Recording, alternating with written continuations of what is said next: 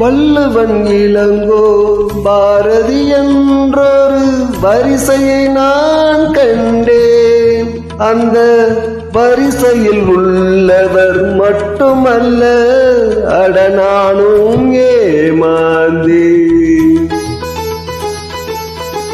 ஆத்திரம் என்பது பெண்களுக்கெல்லாம் அடுப்படி வரைதானே.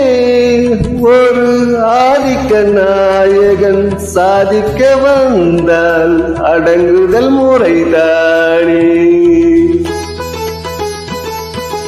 கம்பன் ஏமாந்தான் இளம் கன்னியரை ஒரு மலர் என்றானே, கற்பனை செய்தானே. கம்பன் ஏமாந்தான்.